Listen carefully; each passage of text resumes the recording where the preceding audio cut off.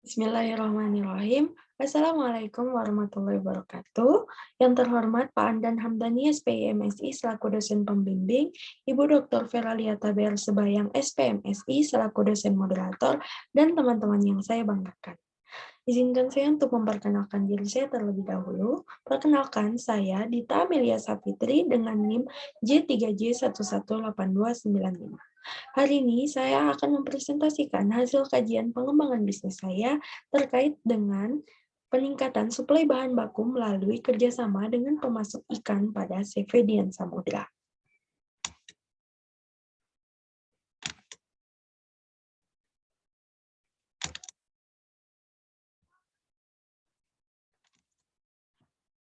Kajian pengembangan bisnis ini dilatar belakangi yang pertama, Indonesia merupakan negara maritim yang memiliki sumber daya kelautan dan perikanan yang melimpah. Sumber daya perikanan yang dimiliki Indonesia merupakan sumber daya yang potensial untuk dikembangkan dan dioptimalkan pengelolaannya. Nah, saat ini produksi perikanan terus meningkat seiring dengan angka konsumsi ikan nasional yang ditargetkan akan meningkat menjadi 62,5 kg per kapita pada tahun 2024.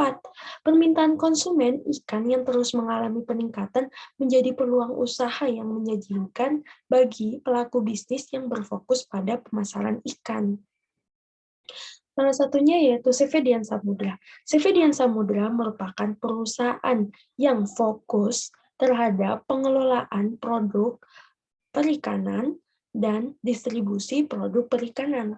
CV Dian Samudra sangat dipengaruhi oleh ketersediaan bahan baku perikanan.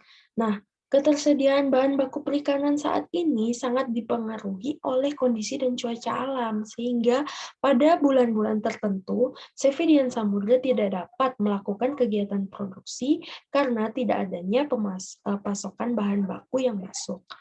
Nah, untuk mengatasi hal tersebut, CV Dian Samudra dapat melakukan kerjasama dengan pemasok suplai bahan baku yang berasal dari pulau lain atau kepulauan sekitar yang memiliki musim tangkap ikan yang berbeda dengan pemasok-pemasok yang sudah dimiliki oleh CV Dian Samudra.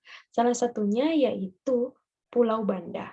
Pulau Banda memiliki musim yang berbeda dengan pemasok-pemasok yang sudah dimiliki oleh CV Dian Samudra yang biasanya berada di desa Tulehu dan juga desa Latuhala. Tujuan untuk kajian pengembangan bisnis ini yang pertama yaitu untuk merumuskan ide pengembangan bisnis berdasarkan hasil analisis SWOT pada CV Dian Samudra dan melakukan peningkatan kemitraan dengan supplier bahan baku. Yang kedua yaitu menentukan produk fast moving CV Dian Samudra berdasarkan analisis ABC.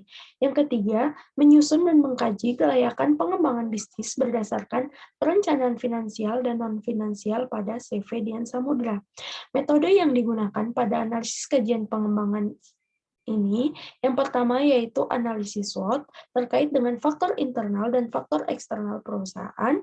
Yang kedua yaitu analisis ABC, guna menentukan produk yang memiliki pengaruh yang sangat besar terhadap pendapatan dari produk CV Dian Samudra.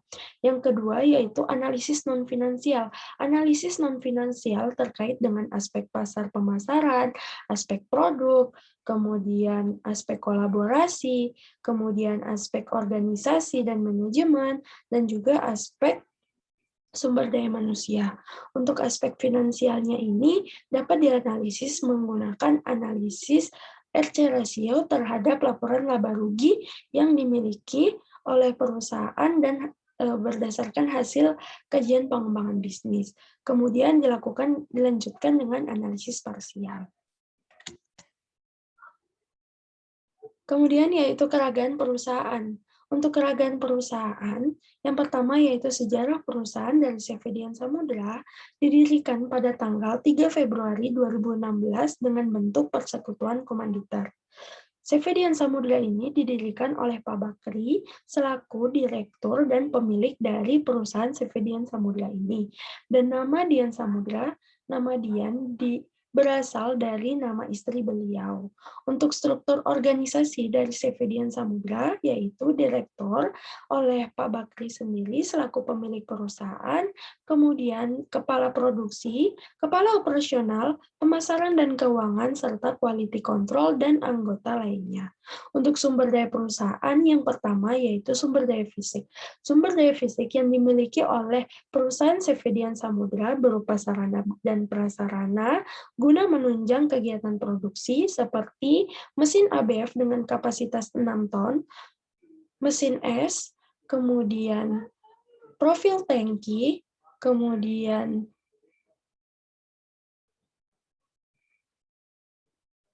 cold storage atau gudang pendinginan dengan kapasitas 100 ton, dan sarana prasarana lainnya yang dapat menunjang kegiatan produksi. Untuk alat transportasi yang dimiliki oleh CV Dian Samudra yaitu satu unit mobil. Kemudian untuk sumber daya fisik terkait dengan investasi kantor yang dimiliki oleh CV Dian Samudra yaitu print, lemari, kemudian laptop, dan juga meja kantor. Untuk sumber daya manusia yang dimiliki oleh CV Dian Samudra yaitu berasal dari keluarga dari pemilik, keluarga dari Pak Bakri, dan juga masyarakat sekitar perusahaan. Untuk saat ini, CV Dian Samudra memiliki 3 tenaga kerja tetap di bidang produksi, kemudian 15 tenaga kerja lepas, di mana 3-5 tenaga kerja lepas wanita atau perempuan, dan 10 tenaga kerja lepas pria. Untuk penetapan upah tenaga kerja tetap berdasarkan UMK yang telah ditetapkan oleh kabupaten. Kemudian untuk upah tenaga kerja lepas yaitu Rp15.000 per jam untuk jam kerja normal dan Rp20.000-Rp25.000 untuk jam kerja malam. Kemudian untuk sumber daya keuangan. Sumber daya keuangan yang dimiliki oleh CV Dian Samudra berasal dari modal milik pribadi sebesar 500 juta yang digunakan untuk membeli investasi berupa mesin ABF, pembangunan, dan juga sewa lahan di Pelabuhan Perikanan Nusantara Ambon. Perencanaan pengembangan bisnis. Perencanaan pengembangan bisnis ini berdasarkan hasil analisis SWOT CV Dian Samudra, di mana pada faktor internal didapatkan kelemahan berupa sarana dan prasarana yang belum optimal pemanfaatannya dan pemasok bahan baku yang belum memenuhi permintaan konsumen, dan faktor eksternal berupa peluang di mana permintaan pasar yang cenderung konsisten setiap bulannya, sehingga didapatkan strategi berupa peningkatan kemitraan pemasok bahan baku produk olahan ikan beku pada CV Dian Samudra.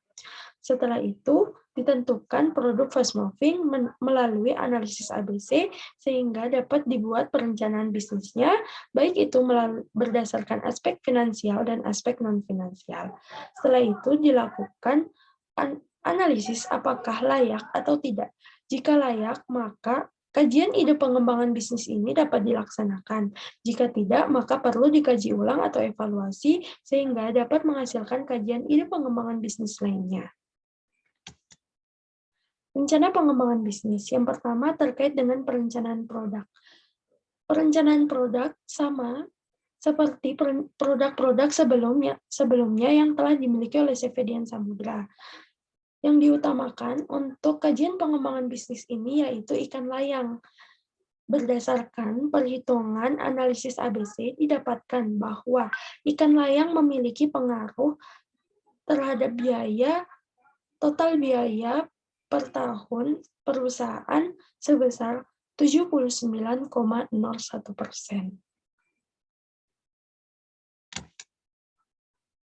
Untuk perencanaan pemasaran berdasarkan STP Yang pertama, yaitu segmentasi.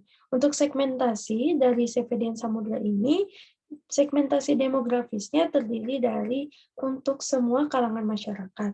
Untuk segmentasi geografisnya terdiri dari wilayah Kalimantan, Surabaya, dan Jakarta. Untuk targetnya berupa yaitu hotel, restoran, rumah makan, tepatnya rumah makan nasi Padang, dan masyarakat setiap kalangan atau kelas.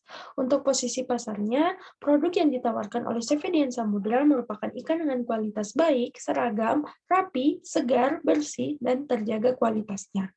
Dan bauran pemasaran yang diterapkan oleh CVDN Samudra, produknya yaitu ikan layang grade A, grade B, dan grade C atau perut pecah.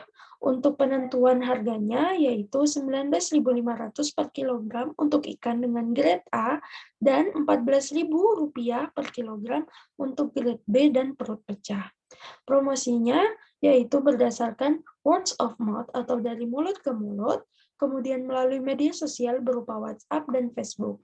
Untuk distribusi dari produk CVDN Samudra ini yaitu akan dipasarkan melalui pelanggan yang memiliki gudang di 3 wilayah, yaitu Kalimantan, Surabaya, dan Jakarta. Dengan begitu, perusahaan dapat menyalurkan produknya untuk sampai ke tangan konsumen dan pengusaha-pengusaha pengolahan perikanan selanjutnya. Untuk perencanaan produksi. Perencanaan produksi dalam kajian pengembangan bisnis ini tidak mengalami perubahan sama dengan yang telah ada di CVDN Samudra, yaitu dimulai dari kegiatan penerimaan bahan baku, dimulai dengan menimbang, kemudian pencucian yang pertama untuk menghilangkan darah, kemudian dilakukan chilling, di mana ikan didinginkan selama 1 jam dengan suhu air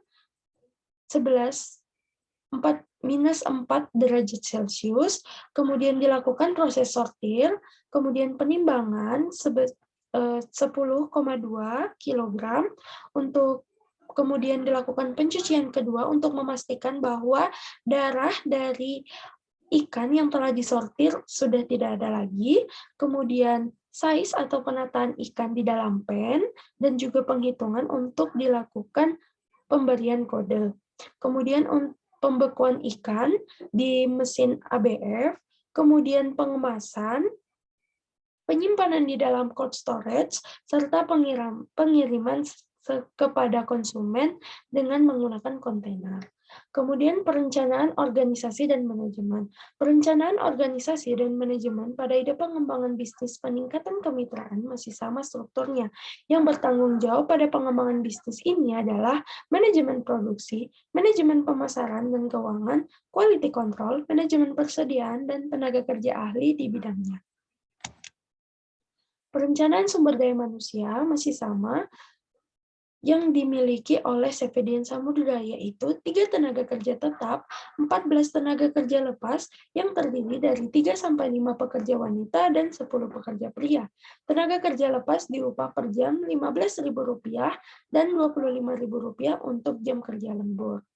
Untuk perencanaan kolaborasi dalam kajian pengembangan bisnis ini direncanakan yaitu bekerja sama dengan pemasok bahan baku utama atau kelompok nelayan dan juga pemilik gudang atau cold storage yang berada di Kepulauan Banda. Pemasok bahan baku yang akan bermitra dengan CVDN Samudra merupakan pemasok dari Banda agar perusahaan dapat tetap berproduksi dan memenuhi permintaan dari pelanggan. Kontrak yang akan dilakukan bersama yaitu terkait dengan volume ikan yang akan dipasok oleh mitra kepada CVDN Samudra, harga yang telah ditetapkan sesuai dengan kesepakatan bersama, mutu yang disesuaikan dengan SOP yang dimiliki oleh CVDN Samudra, dan waktu yang telah ditentukan bersama. Untuk perencanaan finansial. Perencanaan finansial dari kajian pengembangan bisnis ini dapat dilihat bahwa terjadi peningkatan pada penerimaan yaitu sebesar Rp992.575.162. Hal ini dikarenakan terjadinya penambahan volume produksi tapi tidak terjadi penambahan pada biaya tetap karena biaya tetap terdiri dari biaya penyusutan, biaya tenaga kerja tetap, dan biaya sewa lahan. Kemudian untuk biaya variabel mengalami peningkatan sesuai dengan peningkatan volume. Kemudian untuk laba kotor sebelum yaitu sebesar Rp2.164.283.620.000 dan laba kotor sesudah kajian pengembangan bisnis didapatkan Rp3.181.846.597. Untuk pajak yang telah ditetapkan sesuai dengan peraturan pemerintah, yaitu sebesar 0,5%, sehingga didapatkan laba bersih sebelum kajian pengembangan bisnis, yaitu Rp2.153.462.202, dan sesudah kajian pengembangan bisnis, yaitu sebesar Rp3.146.037.364. Dan berdasarkan analisis RC rasio, didapatkan peningkatan sebesar 0,07 dari sebelum kajian pengembangan bisnis. Setelah kajian pengembangan bisnis didapatkan RC rasio sebesar 1,3, yang artinya setiap kali perusahaan mengeluarkan biaya sebesar Rp1 dapat menghasilkan pendapatan sebesar Rp1,3. Kesimpulannya, ide pengembangan bisnis ini didapatkan berdasarkan strategi weakness dan opportunity atau WO yang dilakukan pada Sevedian Samudra. Berdasarkan hasil perhitungan analisis ABC, dapat diketahui bahwa kelompok A atau fast moving pada Sevedian Samudra terdapat sebanyak satu produk, yaitu sebesar 7,14% dari 14 produk yang dimiliki perusahaan. Produk fast moving tersebut yaitu ikan layang wool round beku. Produk fast moving memiliki pengaruh yang besar sebesar 79,01% terhadap penggunaan investasi pada Sevedian Samudra, sehingga produk fast moving perlu dilakukan pengendalian persediaan yang sangat ketat. Berdasarkan hasil analisis aspek finansial, pengembangan bisnis peningkatan kemitraan pemasok bahan baku produk olahan ikan beku pada Sevedian Samudra layak untuk dijalankan. Dapat dilihat dari hasil analisis RC rasio yang dihasilkan mengalami peningkatan dari Rp1,23 menjadi Rp1,30. Artinya setiap Rp1 biaya yang dikeluarkan akan menghasilkan penerimaan sebesar Rp1,30. Dan saran untuk perusahaan Sevedian Samudra yaitu semoga perusahaan dapat menerapkan ide peningkatan kemitraan pemasok bahan baku produk olahan ikan ini agar perusahaan dapat memenuhi permintaan dari pelanggan dan investasi. Pemanfaatan investasi perusahaan dapat menjadi efisien sehingga keuntungan yang diperoleh mengalami peningkatan. Penataan diharapkan juga untuk menerapkan penataan produk di dalam gudang pendingin perlu diatur dengan baik agar kapasitas gudang dapat dimanfaatkan secara maksimal. Sekian dari saya, mohon maaf bila ada salah-salah kata. Wassalamualaikum warahmatullahi wabarakatuh.